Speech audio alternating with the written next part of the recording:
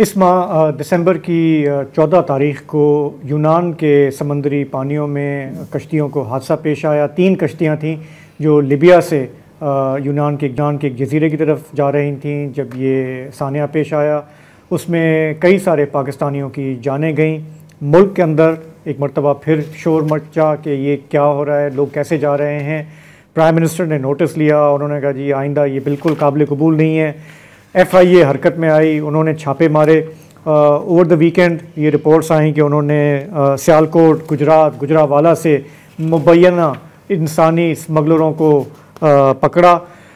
लेकिन ये कोई नई बात नहीं है। ये 23 में भी जब हमने देखा था, गर्मियों में जब बहुत बड़ा वाक़या हुआ था, कोई 250 के करीब पाकिस्तानी उस वक्त समंदर में डूब के उनकी जानें गई थी, तब भी इस तरह की बातें हुई। लेकिन सिलसिला चलता रहा। ये मामला आज का नहीं है, पिछले साल का नहीं है, ये दिहाइयों का है और इसे काफ़ी बगौर तहकीक की है, रिपोर्ट किया है। सहाफ़ी हैं, इस वक्त वो हमारे साथ ज्वाइन कर रहे हैं। आदिल, आपसे हम ये जानना चाहेंगे कि हमने देखा है कि ये तो पकड़ धकड़ जो है रिवायती ये होती है, बयानात भी आते हैं, लेकिन ये बताइएगा कि पिछले साल जब ये हम रिपोर्टिंग कर रहे थे, हू बहू यही कहानी थी। अनफॉर्चुनेटली उसका हम फॉलो अप नहीं कर पाए। आपके पास वो रिपोर्ट्स हैं कि हुकाम ने क्या देखा, क्या एक्शन हुआ, ज़रा बताएंगे। जी, एक तो आपने बात की वजाहत कर दी कि ये मामला कोई नया नहीं है, किसी भी तरह नया मामला नहीं है। ये हमेशा से तकरीबन 2 दहाइयों से तो मैं इसको रिपोर्ट करता आ रहा हूँ। हर साल 2 साल में इस तरह के वाकयात होते हैं और फर्क सिर्फ इस पे इतना आता है कि इसमें रूट तब्दील हो जाते हैं और जो इंसानी स्मगलर हैं वो डिफरेंट तरीके, जो इमिग्रेशन कवानीन है दुनिया भर के, उनके लूप होल्स को तलाश करके उससे फायदा उठाकर ये डिफरेंट रूट्स के जरिए, कभी ये लैंड के जरिए बढ़ जाता है, कभी ये बाय एयर रूट से बढ़ जाता है, लेकिन इसका तरीकाकार हमेशा से यही है।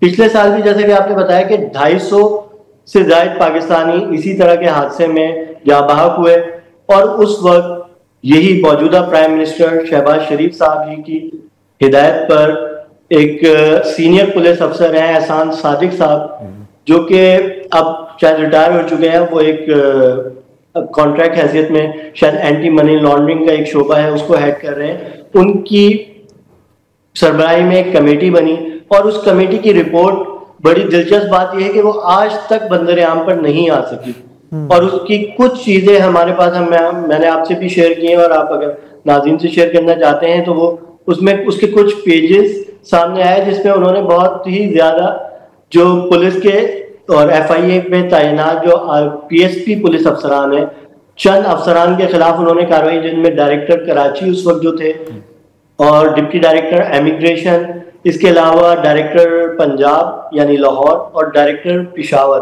इन 3 लोगों के खिलाफ उन्हें रिस्पॉन्सिबल करार दिया था इस वाक़े का। लेकिन वो इंक्वायरी कमेटी की रिपोर्ट आज तक भी मंजर आम पर नहीं आ सकी और उसमें शायद इतने सख्त इकदाम थे जो कि PSP, जो कि कहा जाता है कि वो बहुत ही मजबूत लॉबी है पुलिस अफसरान की, तो उन्होंने शायद उसको आगे नहीं आने दिया। और फिर एक और इंक्वायरी कमेटी DG FIA ने उस वक्त के मोहसिन भट्ट साहब थे गालिबन, और उन्होंने ऑर्डर की और उसके नतीजे में फिर जो मामला फिक्स किया गया उस इंक्वायरी की रोशनी में उसमें सारा नजला हमेशा की तरह छोटी मजली पर गिरा दिया गया। यानी जो FIA के शिफ्ट इंचार्जेस थे, चूंकि गुज़श्ता साल जो वाकया हुआ था उसमें तकरीबन 150 से ज्यादा पाकिस्तानी कराची एयरपोर्ट से जो जाँ बहक हुए थे, वो 150 से ज्यादा कराची एयरपोर्ट से बैरून मुल्क गए थे। यानी वो लीबिया पहुंचे थे मुख्तलिफ रूट्स के जरिए दुबई, और फ्लाई दुबई की परवाजों को उन्होंने ज्यादा इस्तेमाल किया था। इस मरतबा जो ये वाकया हुआ है इसमें जाने वाले ज्यादातर लोग कोयटा से गए हैं। अच्छा। और वो उन्होंने, और उसके बाद फैसलाबाद से भी गए हैं कुछ लोग, जिनके खिलाफ 2 मुकदमात भी दर्ज हुए हैं। FIA फैसलाबाद ने अपने इमिग्रेशन अफसरान के खिलाफ 2 मुकदमात दर्ज किए हैं। लेकिन जब ये वाकया इस साल का वाकया हुआ तो उस वक्त ये प्राइम मिनिस्टर हाउस में एक बार फिर इजलास हुआ और उन्हें कहा गया कि आप जो है पिछली बार की जो इंक्वायरी कमेटी है उस पर कोई कार्रवाई करें। और उस पे जो है वो असल जो, और इस बार फिर 3 कमेटियां बना दी गई हैं।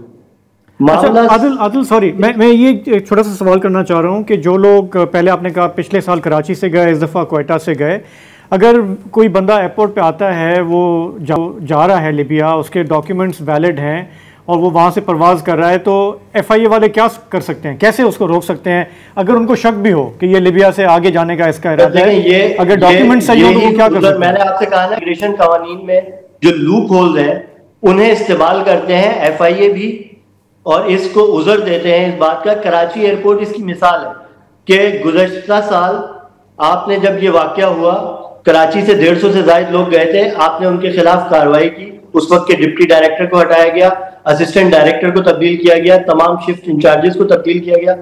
इस मर्तबा जाने वालों में एक भी आदमी कराची से नहीं है, क्योंकि कराची एयरपोर्ट से अब नहीं जा रहे। अब वो सारी ट्रैफिक शिफ्ट हो गई है क्वेटा एयरपोर्ट, अब या फिर वो पंजाब के फैसलाबाद एयरपोर्ट में शिफ्ट हो गई।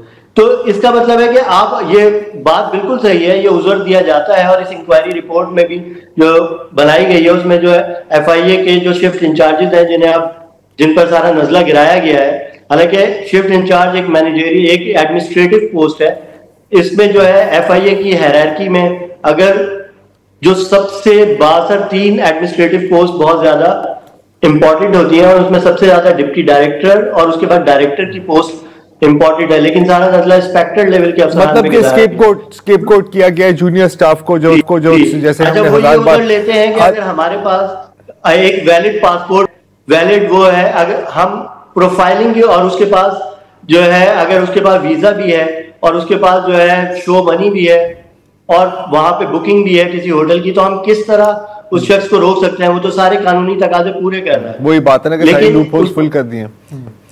हाँ, तो वो उसी प्रोफाइलिंग की बुनियाद पर रोका जाता है। और जब वो रोकते हैं, अब सिर्फ ये एक ही मसला नहीं है, अभी हमारे यहाँ दूसरा मसला जो FIA का और इंसानी स्मगलिंग का है कि जो बैगर्स जा रहे हैं पाकिस्तान से बहुत बड़ी तादाद में सऊदिया और दुबई, जिसकी वजह से अब Dubai one of the reason के दुबई में पाकिस्तानियों को वीजे मिलने बंद हुए, ये इस मामले में भी FIA ही रिस्पॉन्सिबल है।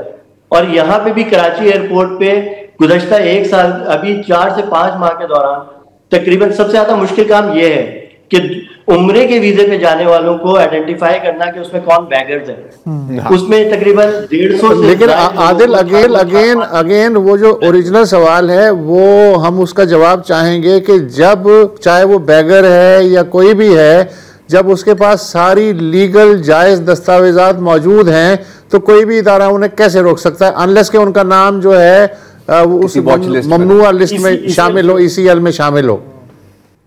सर, मैंने आपको बताया ना कि इसका तरीकाकार ये होता है कि ये जब भी ये बिजनेस होता है ये एजेंटों के जरिए होता है, और जब एजेंट्स इसको, जब उन्हें पता होता है 100% कि यहाँ से इमिग्रेशन से हमारी बिल्कुल हमें डिपार्चर मिलेगा, तभी वो वहां पे लाते हैं अपने जो भी जिन्हें शिकार करते हैं, जो आम लोग होते हैं, इंसानी स्मगलर उसी वक्त वहां से काम करते हैं जब तक उन्हें श्योरिटी नहीं होती, क्योंकि इसमें टिकट्स इन्वॉल्व होते हैं। इसमें चूंकि जब वो प्रोफाइलिंग करते हैं, FIA वाले जब क्वेश्चंस करते हैं, तो बहुत सारे लोग इसमें, चूंकि वो उस प्रोफाइल को मैच नहीं कर रहे होते जिसपे वो बता रहे होते हैं कि हम जा रहे हैं, तो वो उस सवाल में फंस जाते हैं। तो इसीलिए हमेशा ये FIA और के जो एयरपोर्ट पर तैनात अफसरान हैं और जो एडमिनिस्ट्रेटिव अफसरान हैं, उनका नेक्सस जब तक ह्यूमन स्मगलर से नहीं होता, ये बड़े पैमाने पे लोग नहीं जा सकते। सही। हाँ, अच्छा, आदिल सॉरी बात काट रहा हूं, ये जो एहसान सादिक साहब की जो कमेटी है उसके काफी सिफारिशात भी हैं जो आपने शेयर किए हैं, और कुछ तो बड़ी इंटरेस्टिंग है। मैं आपसे ये जानना चाह रहा हूं कि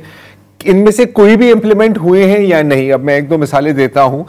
एक तो कि ह्यूमन स्मगलर्स की वॉच लिस्ट एक बननी चाहिए, रेड बुक है नहीं, इसमें ह्यूमन स्मगलर्स की जो है वो मौजूद है और हर साल उसमें नाम भी डाले जाते हैं। अभी 2 दिन पहले जो है FIA गुजरावाला ने एक बहुत मेरे ख्याल रेड बुक में मौजूद उनका नाम था, उसको एक ह्यूमन स्मगलर को अरेस्ट भी किया है जो कि पिछले वाले वाक़े में मुलव्विस है। और उस पिछले वाले वाक़े, क्योंकि वो 1 साल से उनका नाम उस इंक्वायरी में आ गया था, सब कुछ उनके खिलाफ FIR दर्ज हो गई थी उस ह्यूमन स्मगलर के खिलाफ, लेकिन वो 1 साल से घूम रहा था। ये अब दोबारा से ये वाक़या हुआ तो फेडरल गवर्नमेंट का प्रेशर आया, और तो उस वक्त जो है उनको गिरफ्तार कर लिया गया है। और उन्होंने अपने जो इब्तिदाई उनसे तफ्तीश की गई है उसमें कहा है कि वो सियालकोट के जरिए वहां से भेजे गए थे कुछ पैसेंजर जिन्हें FIA के अफसरान को जो इमिग्रेशन। अच्छा आदिल, मैं आपसे ये जानना चाह रहा हूँ, ये जो आप जवाब दे रहे हैं इसकी रोशनी में, कि ये जो कारिंदे शिकार पकड़ के लाते हैं, ये तो कारिंदे होते हैं बज़ाहिर किसी रिक्रूटिंग एजेंट के, ये रिक्रूटिंग एजेंट भी किसी के कारिंदे होते होंगे और वो भी किसी के बिहाफ पे होते होंगे, तो इस चेन के बारे में कुछ पता है आपको?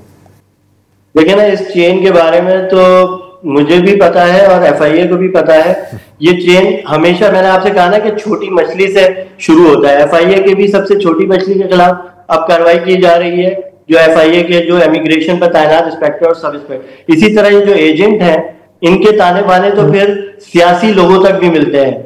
ऐसा क्योंकि ये पंजाब के सिर्फ 4 से 5 अजला का मसला है। यूरोप जाने वाले जो लोग हैं, ये 90% से ज्यादा पंजाब के 4 से 5 अजला है, जो कि सेंट्रल पंजाब के गुजरांवाला, गुजरात, सियालकोट, मंडी बहाउद्दीन और सरगोदा, ये 4 से 5 अजला है। यहीं के लोग जाते हैं और यहाँ इसका एक, आप ये कह सकते हैं कि इसका एक इकोनॉमिक पहलू भी है। यानी आज मतलब इसका पाकिस्तान नेगेटिव उससे ही बिल्कुल सही नहीं है, बिल्कुल सही। ये इकोनॉमिक पहलू भी, इस पे भी हम बात कर चुके हैं। आपसे हम FIA का चाह रहे थे, उसका रोल। आपका बहुत बहुत शुक्रिया। और उस दिन जैसे वोसर साहब ने भी पॉइंट आउट किया, वालिदैन का रोल, किस तरह से वो खुद रवाना करते हैं अपने बच्चों को। वो देखें, अब ये सारे एस्पेक्ट्स हैं ना, इन इलाकों का ये कल्चर बन गया है। ये ना इकोनॉमिक रेफ्यूजीज है, ना ये पर्सिक्यूशन से भाग रहे हैं।